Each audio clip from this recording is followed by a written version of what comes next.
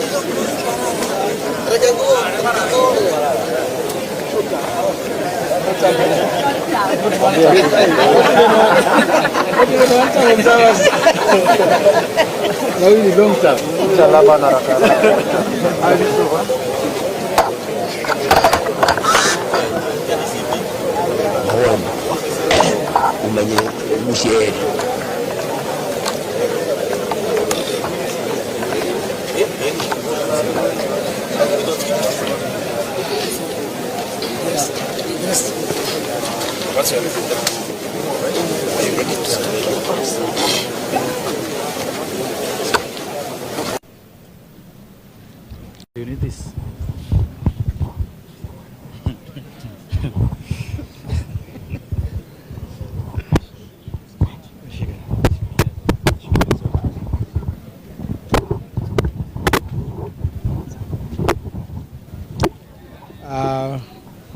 So far so good. We want to first of all congratulate the people of Ol Kalou for turning out in large numbers.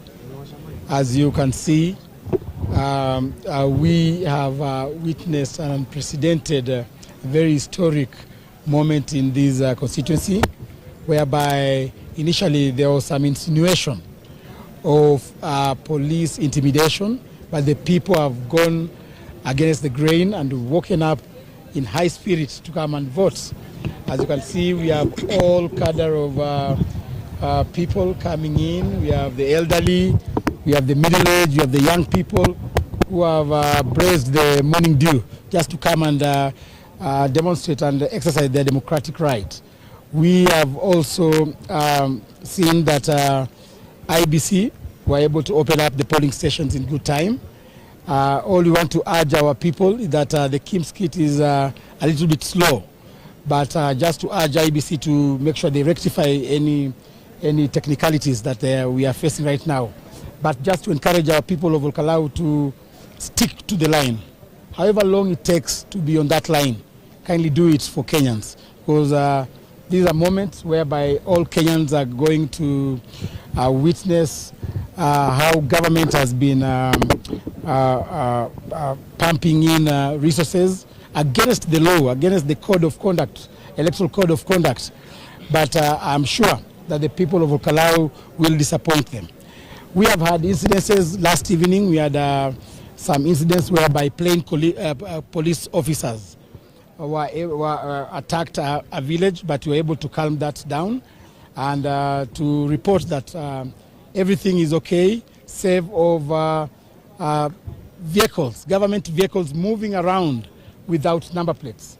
We have asked our people that we will not allow any government vehicle or any vehicle whatsoever to move around without identification. The same applies to the police officers who have been deployed here today. We want all the police officers to be accountable of their actions, and therefore we'll be demanding that all police officers must ensure that they display their force number to the citizenry of Ol Kalou. Otherwise, I want to say that from the pulse, the electoral pulse, I can confidently say that DCP is the party to watch. Of course, with a little bit attempt of competition from Jubilee Party, and then the rest can follow. Yeah. Kufikia sasa una imani kuwa mchakato huu unaendelezwa kwa njia huru na haki? Mimi naona so far so good. Tuna tatizo lolote, ni kuhimiza tu kwamba wale polisi waweze kujitambulisha, sababu tumeona kuna polisi wengine ambao wanatembea bila vitambulisho zao na bila uniform.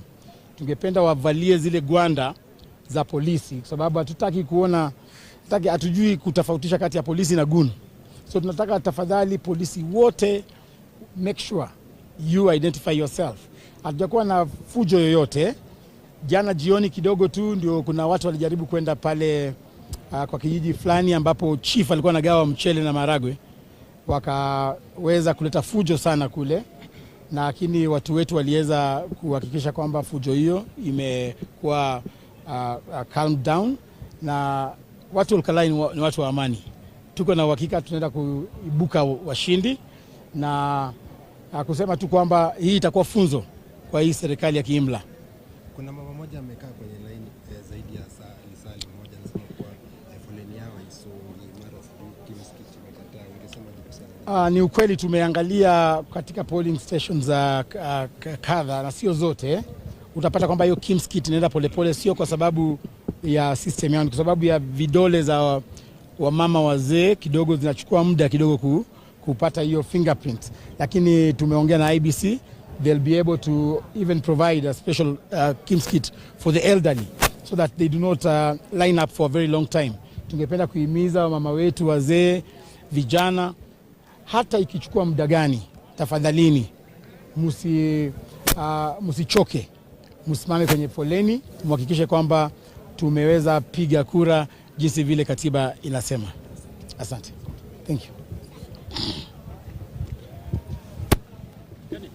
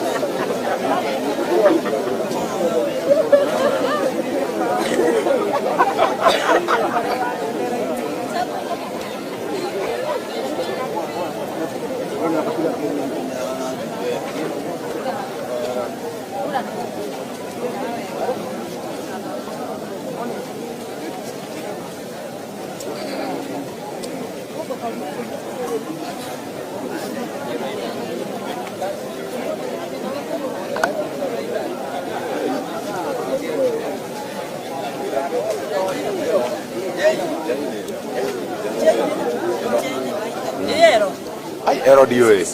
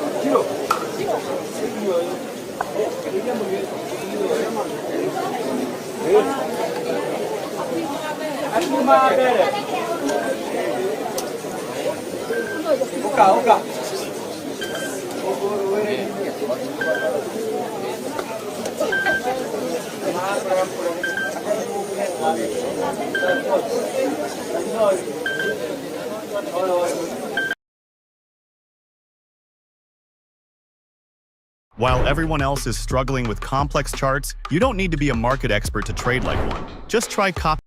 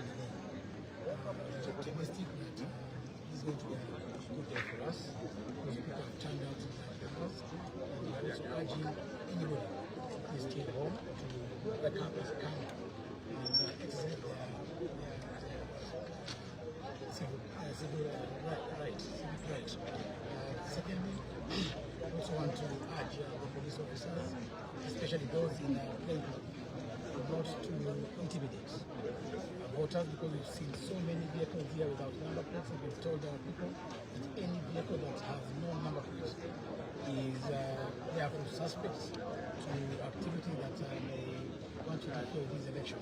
So we want to call upon the residents of Ol Kalou in high spirits. Make sure you vote, also guard your vote. There are complaints yesterday that somewhat over-deployment and spoke to intimidation. What you're doing is seemingly a huge turnout. Of course, these are paranoid governments. A government that fears itself, a government that does not have confidence in itself. That is why they over-deploy.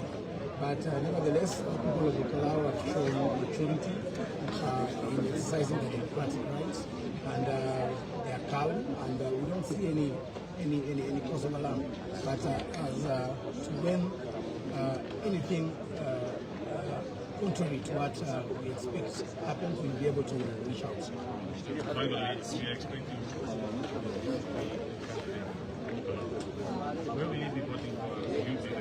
You'll be voting at SC polling station at exactly 10. And I believe that will be a golden path to the vote. Thank you very much. That was that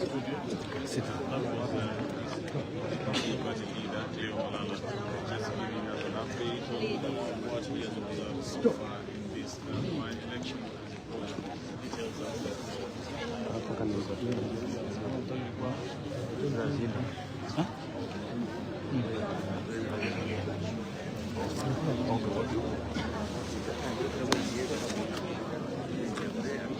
Mongela.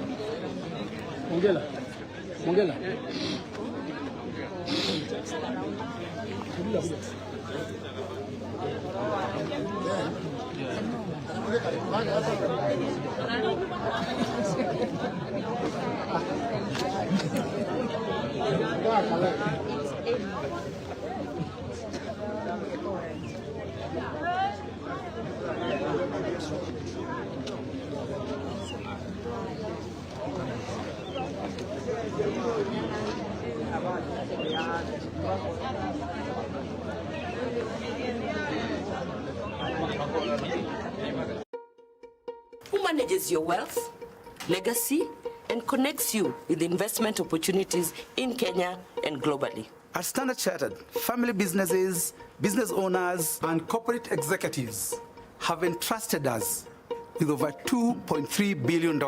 As the only international bank in Kenya, we bring you global expertise and a wide range of investment solutions right here at home. Your wealth is guided by certified relationship managers who are supported by insurance and investment specialists. Because growing your wealth is not about chasing hype. It's about clarity, transparency, and long-term value. Now is your time for wealth. Join Priority Banking today.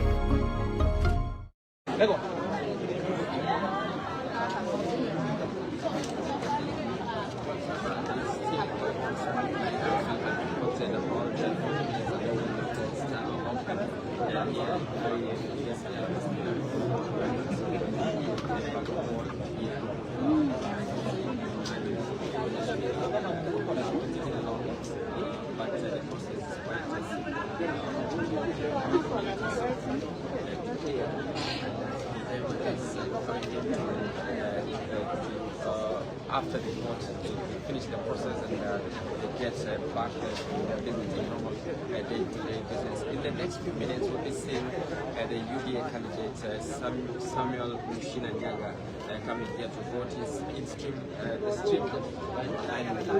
This should be the stream where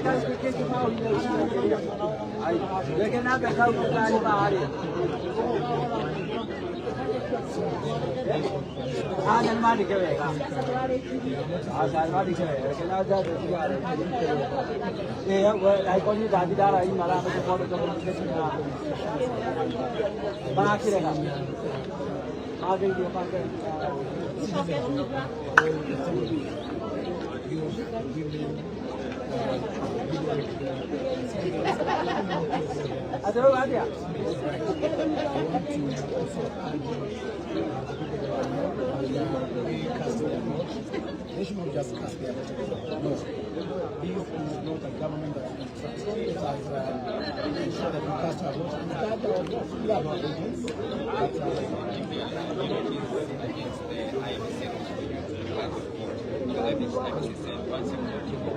But yeah, but we can vote outside the polling station. Inside the polling station, we know the vote allowed. But outside the polling station, so that we don't have any form of ballot stuffing or any kind of appearance by the parliament. We just want to ensure that the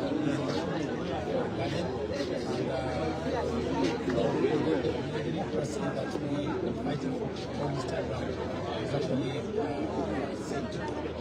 Maybe last night, PPM, we had an incident last night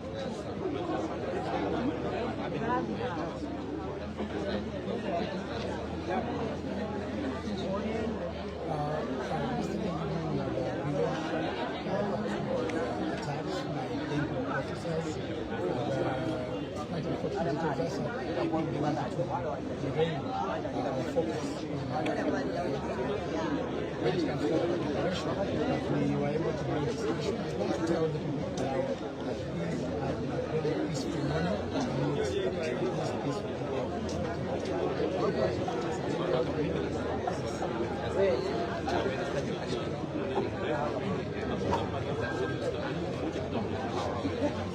Our candidates are voting at 9:30.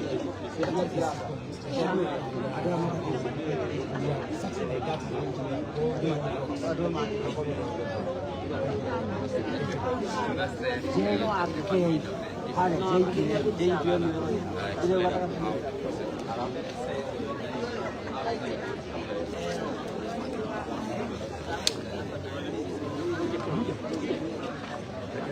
Regina, niko na malala. Wanasema kufanya alafu nitakupa. Wish. Soda kidogo. Soda kidogo. Thank you.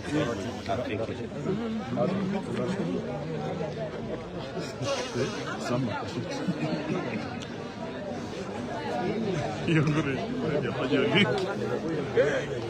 Ngure hajafanya link.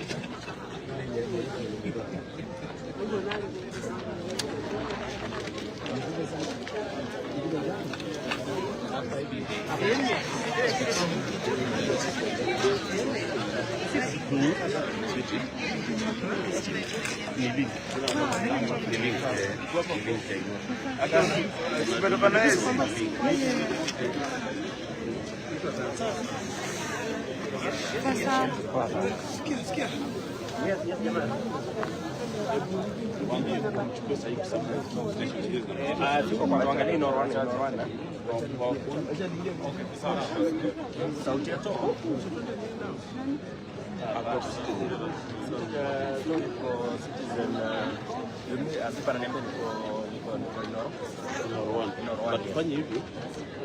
Get ready data media zingine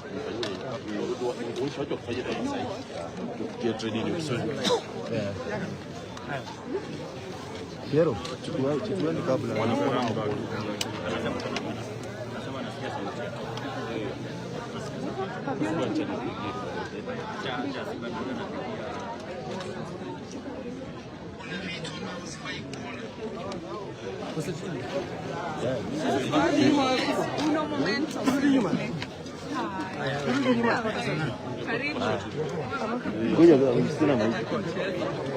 Kuja tu hapa ndio sina maiki. Kidogo tu. Let's just record So far so good. We are glad that this is a bright morning and the people of Ol Kalou have turned out in large numbers to come and exercise their democratic rights. And we want to say that we've had a very calm morning, no chaos. We expected a little bit of intimidation for our voters because last evening we had an incident in one of the villages that we were able to calm the situation. We want to ask and encourage our voters, those who have not turned out, to come and cast their votes because this is a historic day. I want to remind Kenyans that the firstborn for UDA party was elected on 17th July 2021, and today marks exactly 5 years since UDA was born in Mount Kenya. And today we want to announce that we are going to perform their final rites 5 years down the line, because today is 16th July 2027, and therefore, to me, 2026, I mean. And therefore, I believe that this is God's send, and just encouraging our people. We already have the win. Let us cast our votes. Let us turn out in large numbers, and I believe that our country is going to emerge victorious. Any issues with the process, everything's going on? Are you satisfied with the IEBC's preparation? A little bit of technical issues with the team's kits, but our team and the IEBC team is, I think these are just normal problems that we encounter in any polling station. I want to encourage our people, however long it takes to be on that queue, please do it for the sake of our country. This is going to be a historic time when government has pumped in so much, bribed people, tried to subvert the will of the people, but behold, the sovereignty of the people, the power belongs to the people. Today we are going to see Goliath being taken down by a very humble David. And therefore, just to say that we are confident. We have not seen any incidents, save of government vehicles moving around without number plates. We have told the citizens that we will not allow any vehicle to move around without number plates. We want everybody to be identified. We want every police officer to have their badges and their force numbers displayed on their chests. We will not allow masqueraders. If you are an agent, put on don your badge. If you have ulterior motive, then we will be able to deal with that according to the law. You had been very vocal about the deployment of security officers here as a party. Are you satisfied with the status of security, or you still feel that the deployment was excessive? Even if they deployed the entire brigade of the police force, we are winning. So that will not derail us. And I think initially they had thought that if they over-deploy, they will be able to intimidate our people. But the people of Ol Kalou have shown bravery in waking up in the morning and not being intimidated. And I'm just glad that it has started on well, and we hope the trajectory is maintained all through the day. Thank you. Thank you. Thank you.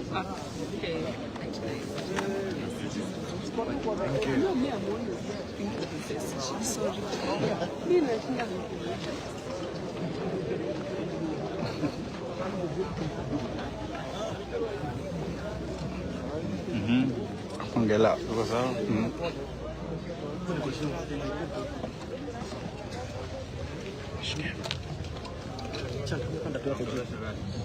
Kuna nini kwa nyuma yako?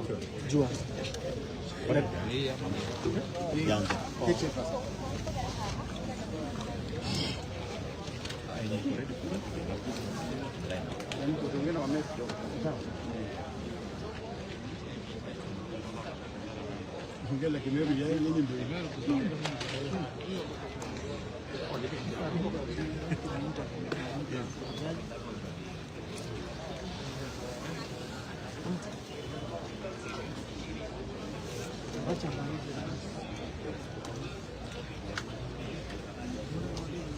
Acha.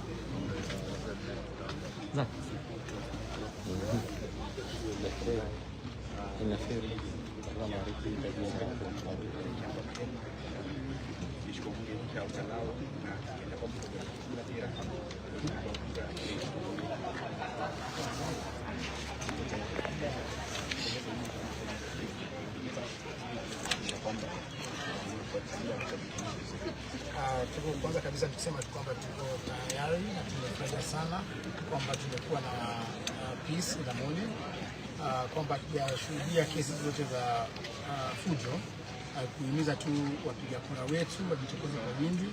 Tuko na uhakika tumepata ushindi, lakini lazima tupige kura. Kuomba tu vijana wote ambao bado hawajafika, mama, waweze kujitokeza. Tuko na mikakati ya kutosha kuhakikisha kwamba tumeleta kila mtu, hata wale ambao wako katika hospitali, wale ambao hawajiwezi kufika hapa. Tumeweza weka mikakati ya kutosha jinsi vile wanaenda kubebwa kutoka hospitalini, manyumba zao, na kuhakikisha kwamba wamekuja kupiga kura, sababu hii kura ni ya maana sana. Kukumbusha tu wa Kenya kwamba UDA party ilizaliwa mwaka wa mbunge wa kwanza kuchaguliwa kule Kiambaa alichaguliwa mwaka wa 2021 tarehe 17 mwezi wa 7. Leo hii tunatimiza sasa miaka 5 tangu UDA izaliwe, itupatie mbunge wa kwanza. Na leo ningependa kutangaza kwamba leo ndio matanga ya UDA hapa, sababu sasa kandarasi ambayo walikuwa nayo na watu wa mlima sasa imeisha, and tunataka tufanye hiyo katika ile ballot ambayo tunaenda kucast leo.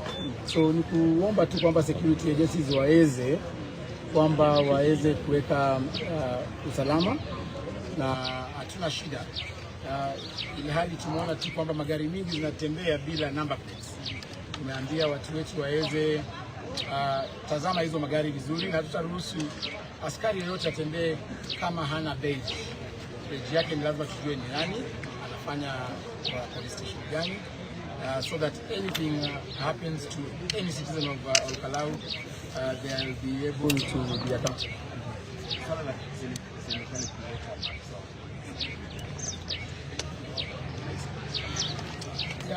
Serikali tu walikuwa na wasiwasi mwingi kabisa kwamba kutakuwa na fujo, lakini tumeona kwamba hakuna fujo yoyote, na tungependa waweze hata polisi hao wakiwa 5,000, 20,000. Sisi ya maana ambayo tumekuja kufanya leo hapa ni kuhakikisha kwamba uchaguzi umefanywa kwa njia ya amani. Ni polisi wenyewe kupitia wale goons. Unaona mara kwa mara wanakuja na goons. Hao ndio uharibu amani. Tunatarajia kwamba leo hawataharibu amani yoyote, na tuhakikishe kwamba utaratibu umetendezwa na kura imepigwa kwa njia ya amani. Vile mitambo za umeweza kupata malalamiko kutoka kwa technical kidogo tu. Tungependa tu kuomba wafuasi wetu wawe na subra. Kama kutakuwa na changamoto katika Kimskit, waweze ngoja. IBC iko na spare Kimskit ambazo hata kama moja ifanyi nyingine inafanya, lakini hatujapata ile Kimskit yote ambayo haifanyi so far. Tumetembea katika polling stations karibu 8 na zote zinaanza kwa usawa, na kuhimiza tu wananchi wajitokeze.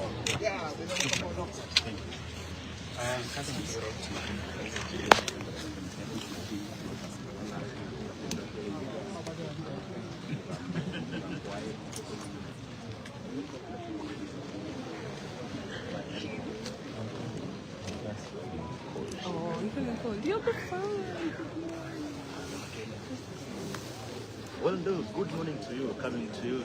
Well, Ndo, good morning to you. Coming to you live from the primary here in Ol Kalou, where long queues have been witnessed early morning. We are praising at these early polls. And we let go of the DCP Secretary General Cleophas Malala, which is stand by here to just check on the voting here, because remember that this particular contest has attracted 9 candidates. All of them are, of course, presented by political parties. No independent candidate has been presented here. Remember that the DCP party had expressed apprehension about the heavy deployment of security apparatus, but Eljas has spoken to him about how he has gone about and maybe just assessed if the voting is not from 2020. You are here for the primary, where we are expecting that the candidates will be voting on the polling stations. Have you assessed and found out how the voting is going on? First of all, Alan, I'm the deputy party leader. I'm not the secretary general. But that said and done, I want to say that so far so good. We've been able to start the day in a calm way, a very peaceful way. And I want to congratulate the people of Ol Kalou who have turned out in large numbers to come and exercise their democratic right. And just to urge that those who haven't turned out and you are at home, kindly ensure that you come and cast your votes.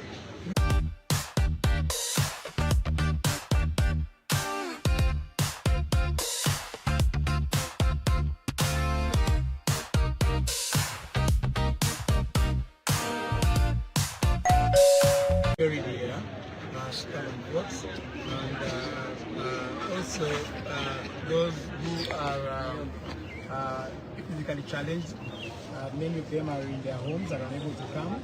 We have mechanisms to ensure that they also come and participate in these vital exercises. We saw yesterday a little bit of intimidation by plainclothes police officers in one or two villages, but we were able to calm the situation and just add that all the police officers who have been deployed in their respective workstations should ensure that they don their badges. We want them to be identified, we want them to be accountable of their actions, and we shall not be accepting any plainclothes officer roaming around our polling stations trying to intimidate our voters. But I want to state here that this is a historic day, because you remember it is exactly 5 years when the UDA party was born in Kiamba. Kiamba, I remember the first UDA MP was elected on 17th July 2021. Today marks exactly 5 years, and behold, we are going to perform their final rites here by giving birth to the first ever member of parliament for the DCP party. Maybe if you call interject, but I definitely got to the we actually used to do as a secretary, but now they can cut the here the new party. In terms of the Kens, have you assessed and found out that the details are well captured and know what is disenfranchised? In majority of the polling stations that we've visited this morning, I think so far so good. Apart from the speed, we have been experiencing a slow movement, but we want to urge our voters to be patient. This is your day. Make sure, however long it takes, make sure you cast your votes. Our candidate will be coming to vote, to cast his votes at exactly 9:30, and we want to believe that that's going to be a golden vote for the people of Ol Kalou. Thanks so much. All the best. Thank you, Carl. Let me just speak to some of the voters here.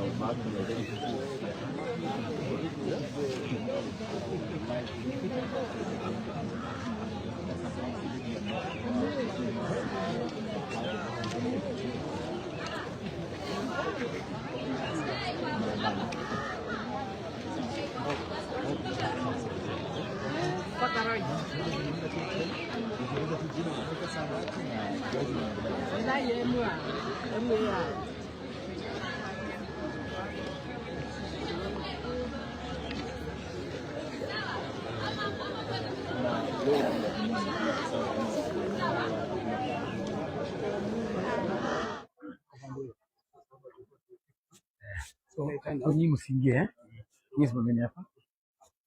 Nyinyi simameni hapa, tuingie na kamera peke yake. Nyinyi msiingie please.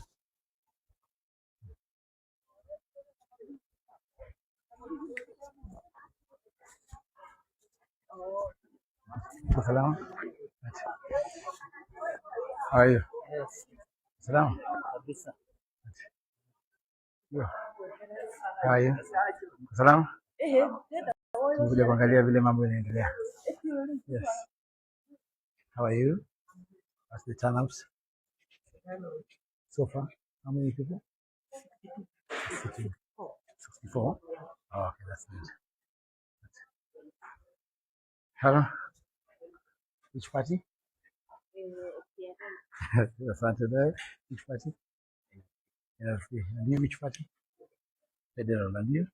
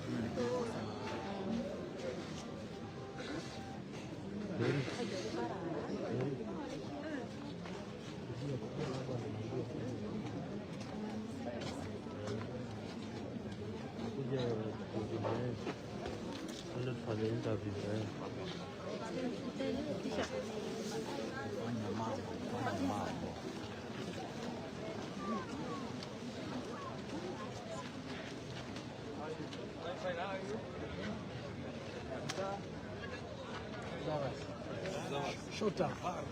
Short term. Not one time.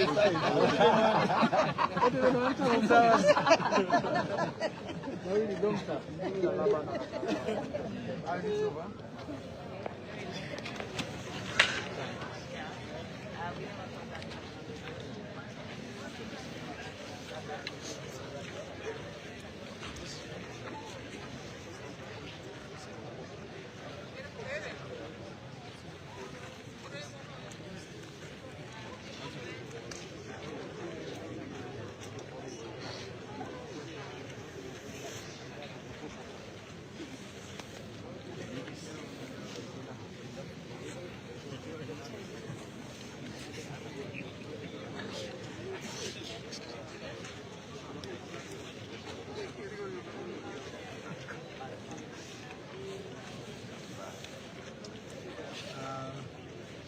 So far so good.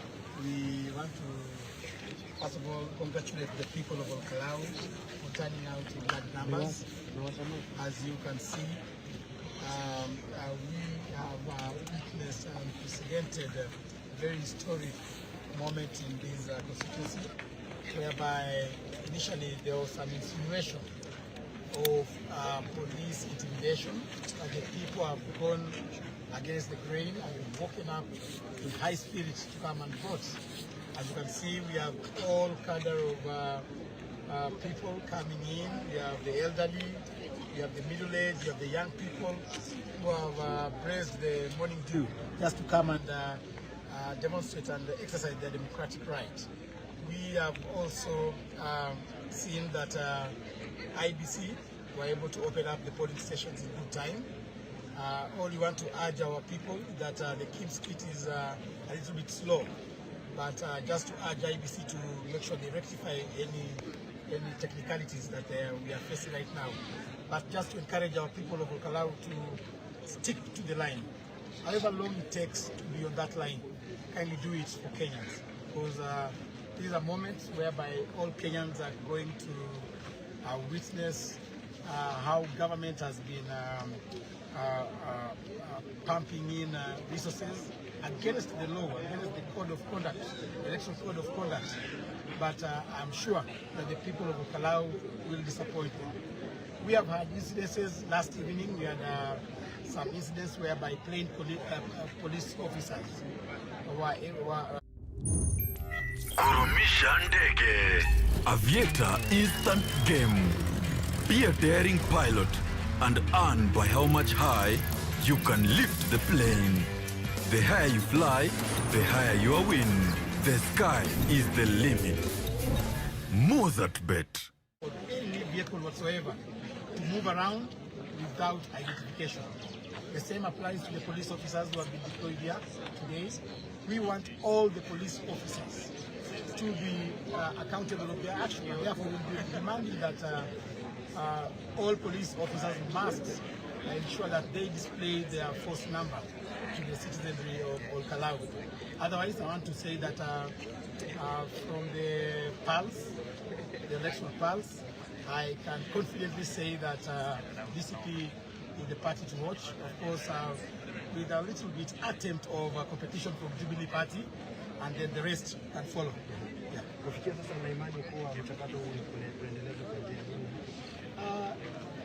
Mimi naona so far so good. Hatuna tatizo lolote. Ni kuhimiza tu kwamba wale polisi waweze kujitambulisha. Kwa sababu tumeona kuna polisi wengine ambao wanatembea bila vitambulisho zao na bila uniform. Tungependa wavalie zile gwanda za polisi, sababu hatutaki kuona, hatujui kutofautisha kati ya polisi na gundu. So tunataka tafadhali polisi wote, make sure you identify yourself. Hatujakuwa na fujo yoyote. Jana jioni kidogo tu ndio kuna watu walijaribu kwenda pale pakijiji fulani ambapo chief alikuwa anagawa mchele na maharagwe. Wakaweza kuleta fujo sana kule, lakini watu wetu waliweza kuhakikisha kwamba fujo hiyo imekuwa calm down, na watu wa Ol Kalou ni watu wa amani. Tuko na uhakika tunaweza kubuka ushindi na kusema tu kwamba hii itakuwa funzo kwa hii serikali ya kiimla. Kuna mama mmoja amekaa kwenye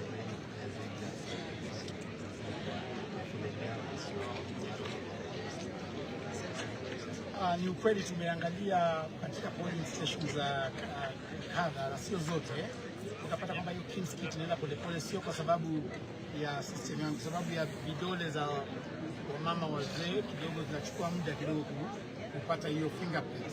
Lakini tumeongea na IBC, they'll be able to even provide a special King's Kit for the elderly so that they do not line up for a very long time. Tungependa kuhimiza wamama wetu wazee, vijana, hata ikichukua muda gani, tafadhalini msichoke, msimame kwenye foleni, muhakikishe kwamba tumeweza piga kura jinsi vile katiba inasema.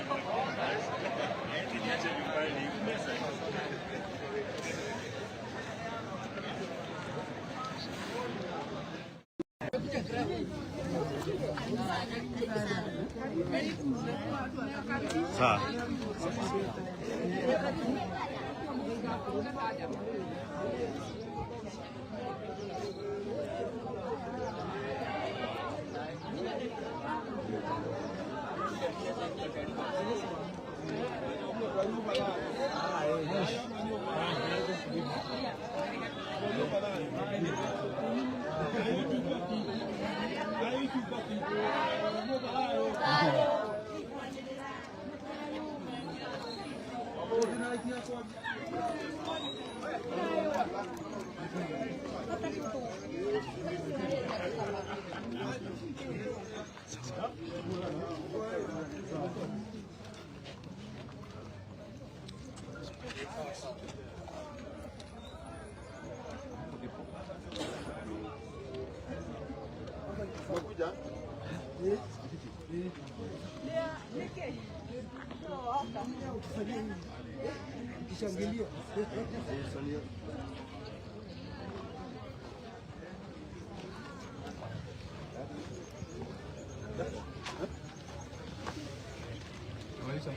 good.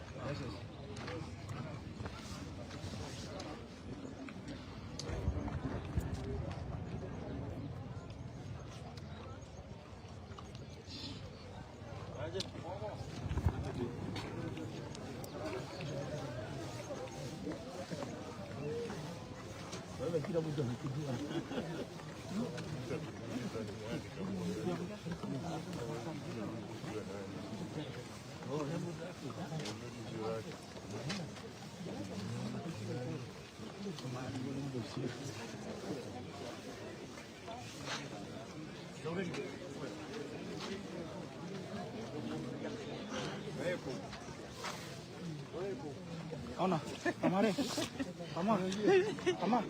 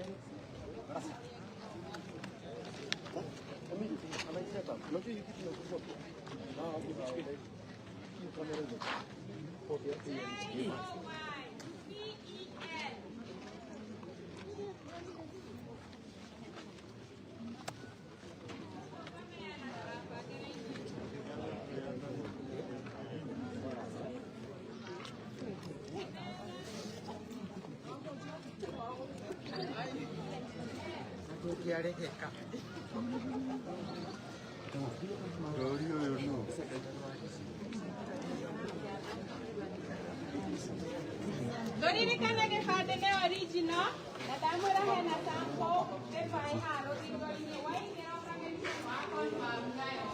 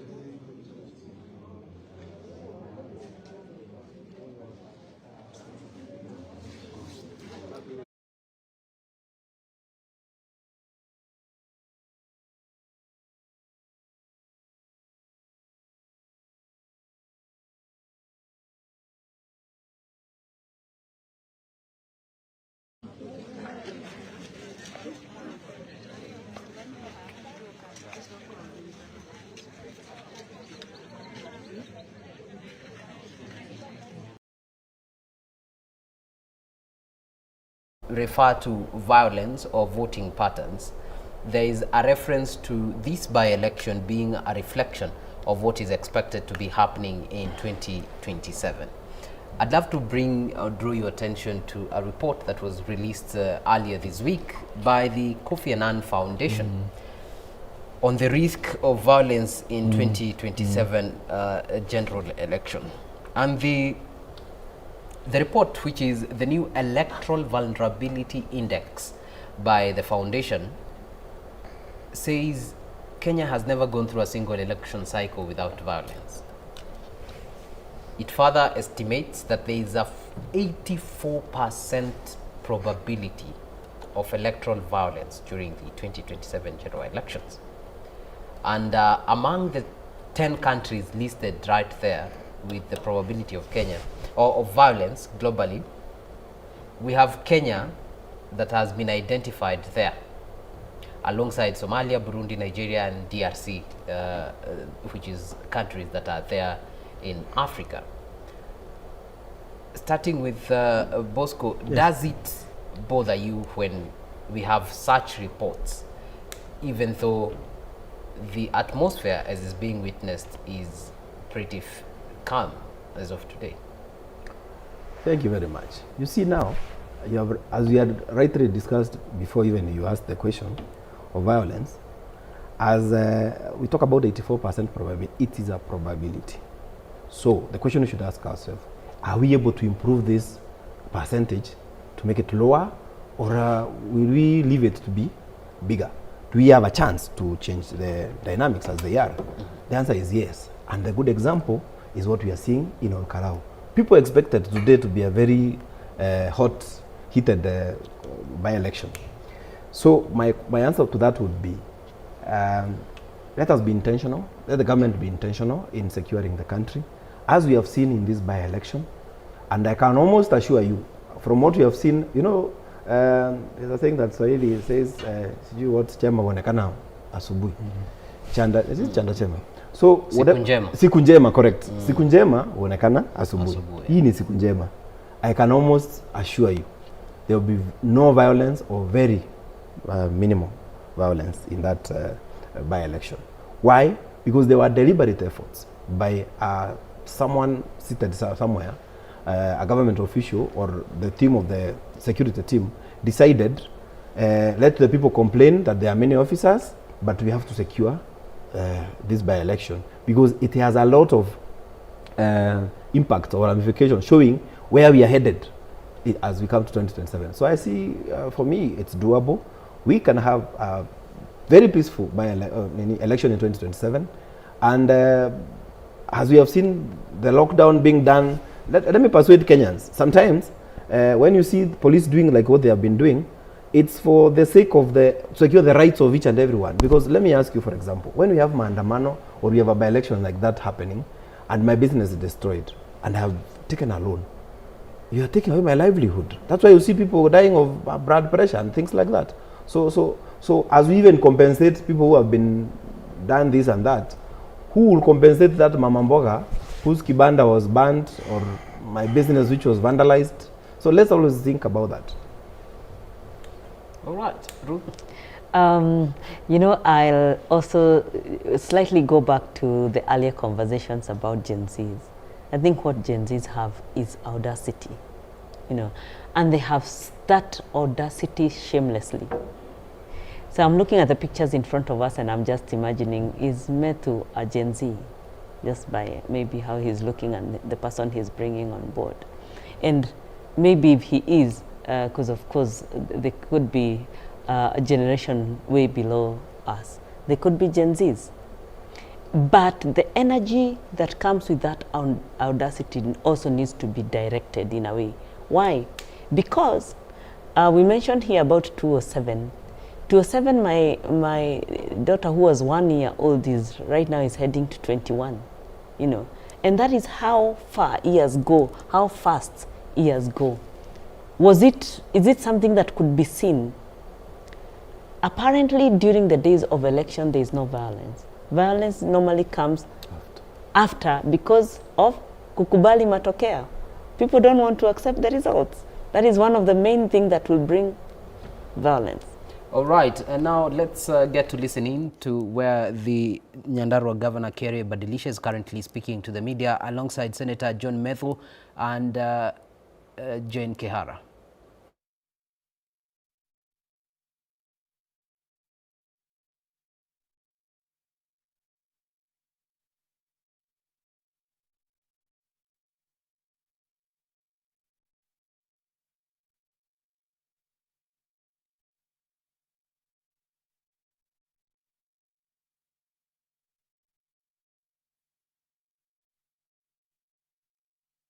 Watazame waone watu wa Nyandarua, watu wa Ol Kalou wameamua kuexercise their democratic right na wanaelewa umuhimu wa uchaguzi.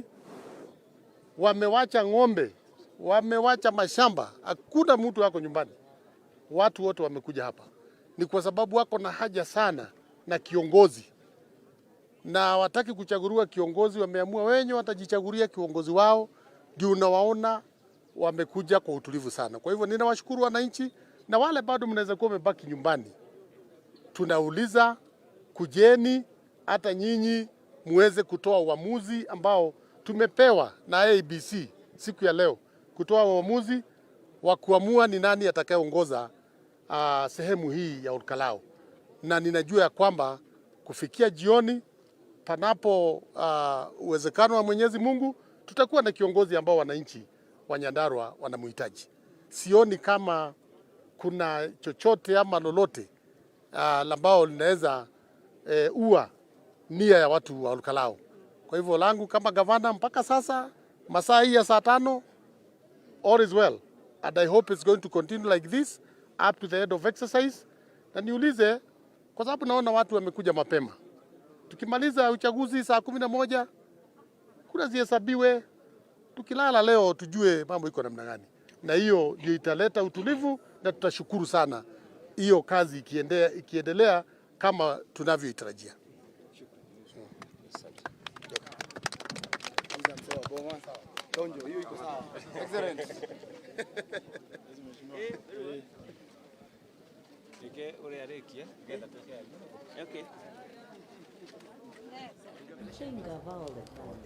Well, indeed, those are the leaders from Nyandarua and the greater Ol Kalou speaking right there to the media. We have Jane Kehara right there still with the journalists, not whether she will be speaking, but if she does, we will be crossing over to her. But for now, Ruth, right before we went there, you had mentioned on the issue of the youth, their energy, enthusiasm, and the audacity that ought to be, you know, directed and steered in the right direction. In the right direction, because we also have to be very cognizant of changes in directional leadership.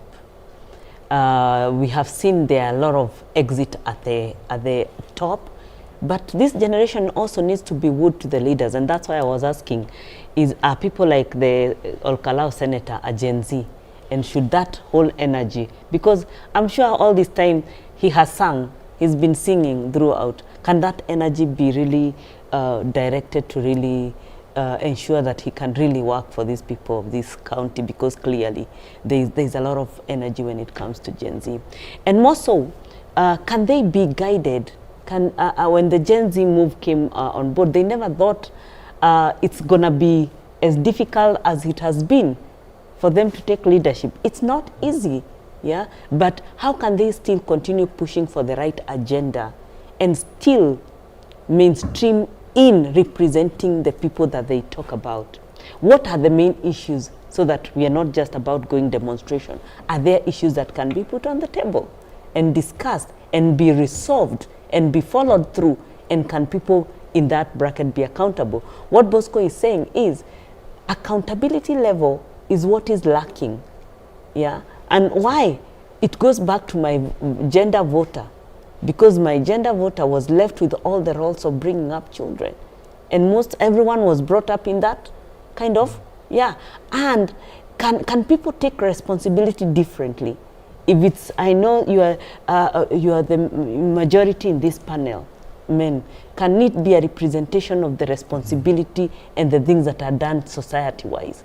because that is what has been lacking. Because there's no way we can say women don't vote their own, but women are never on the table. The youth are never on the table. Even constitutionally, they are the majority. And I can tell you, even in organizations, women are the majority. They are the best workers.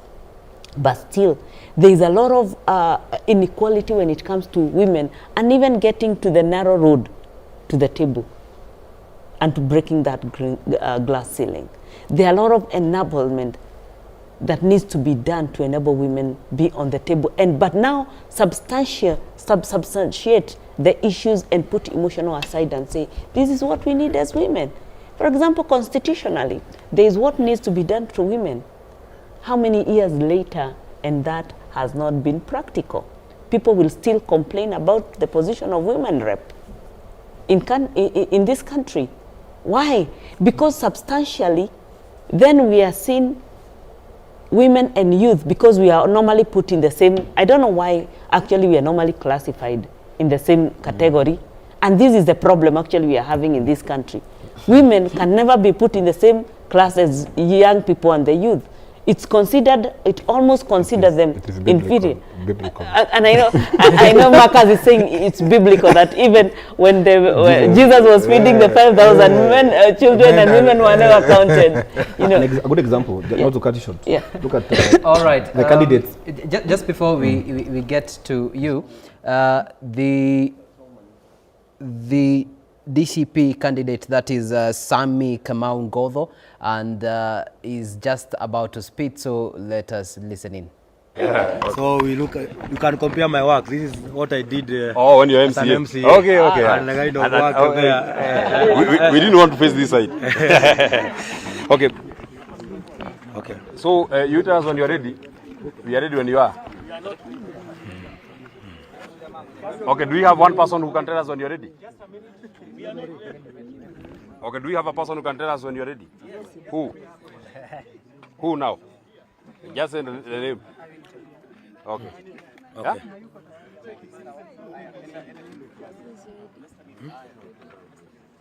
Okay. Our citizen is not ready.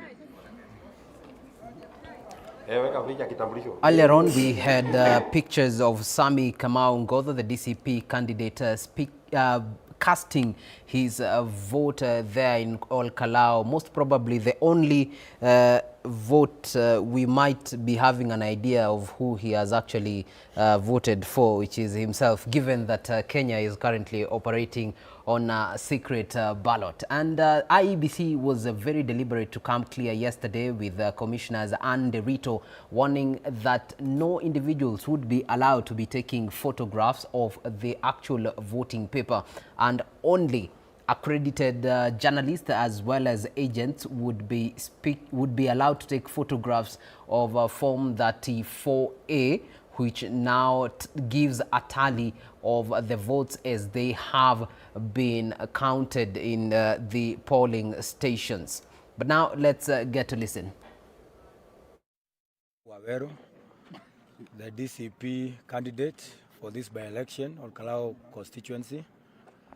I have just cast my vote right now, and I am very, very, very happy at the speed at which the IEBC is working. I had the privilege in the morning to visit several of the polling stations or polling centers. The turnout is very wonderful. The people have come out in numbers, and the officers that are there are doing quite a commendable job. Just a few hitches here and there that are common, like in the morning, some of our agents were asked to provide copies of the ID, which is not a requirement by law. But we had the RO solving the problem adequately. So from where I sit, the process is going on very nicely. The security is very tight. The people are coming out in numbers, and I'm urging them to continue coming out. There's still time until 5. Those that are still traveling, we wish them well, safe journeys to arrive here on time, so that every vote counts. That is what we want. Every vote must count. We must exercise that right that is there in our constitution. what we call universal suffrage. Let everyone have the right to vote. Thank you. Are you confident of winning? Well, of course. I have done my campaign very well. I've put my trust in God. The numbers are very good from the exit polls, both from our side and even the side that we are competing with. The margins are very wide, and you'll see in a few hours. So, to answer your question, in the affirmative, it's an obvious yes. Maybe you can tell us about an incident that happened last night where some people were attacked and some were rushed to Bahati and Nakuru Hospital. What would you say about that? First, thank you. Okay, no problem. No problem. Is this a better place? Yes, sir. Thank you very much. I think it has been said as a president that we must introduce myself. So for the record, my name is John Methu, the Secretary General of the DCP Party. And we are here to accompany our candidate, the Honorable Sammy Kamau Ngotho. And the process so far is satisfying. We are very satisfied by the plans and the way the IBC is running this election so far. We can't say that we have seen any major issue, especially from the referee, who is the IBC.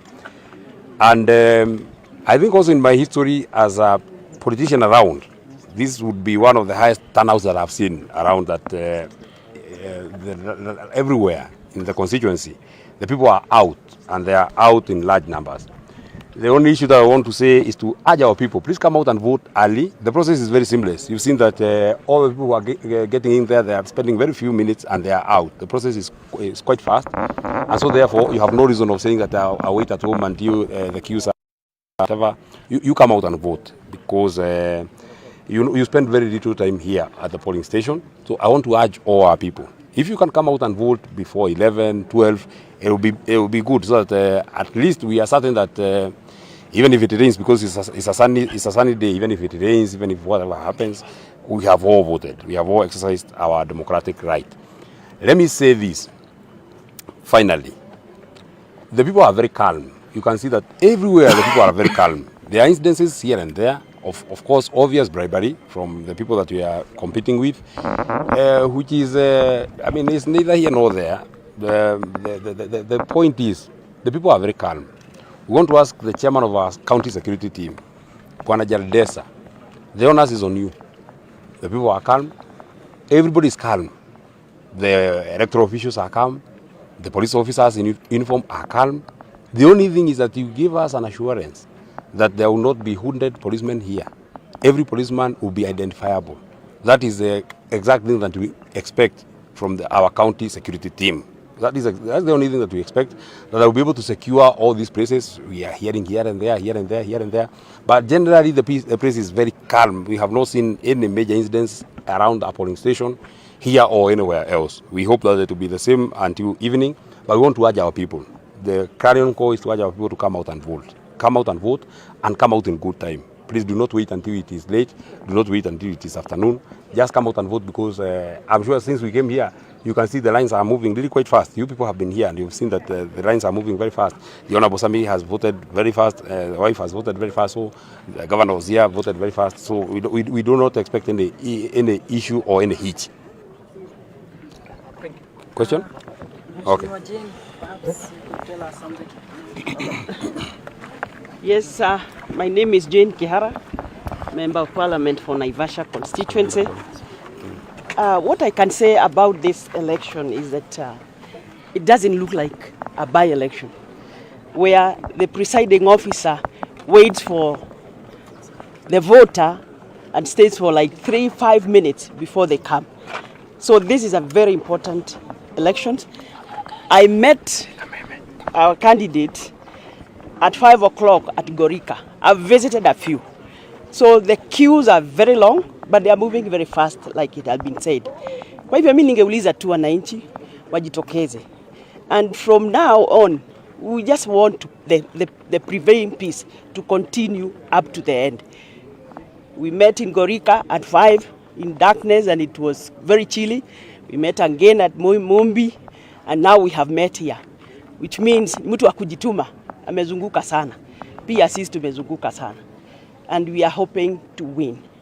I was elected in a by-election and people didn't come out. So why have people, Ol Kalou people come out, so many of them? There are those who are still in Nairobi. They are boarding matatus. It is because this election is very, very important for this country.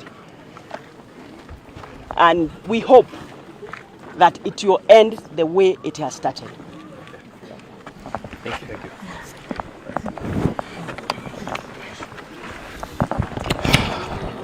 You've gotten to hear from Sammy Kamau Ngotho, as well as Methu, as well as Jen Kihara speaking right there, giving their update and observations of how the Ol Kalou by-elections are turning out to be. In the words of Jen Kihara, it does not look like a by-election. The numbers are impressive, and she says it is a potent election.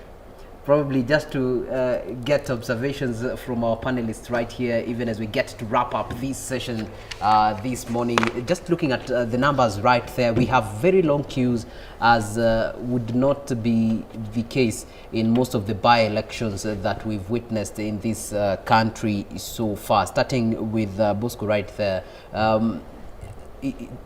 On the potency of the election, the remarks by Jane Kihara, would you share the same sentiment?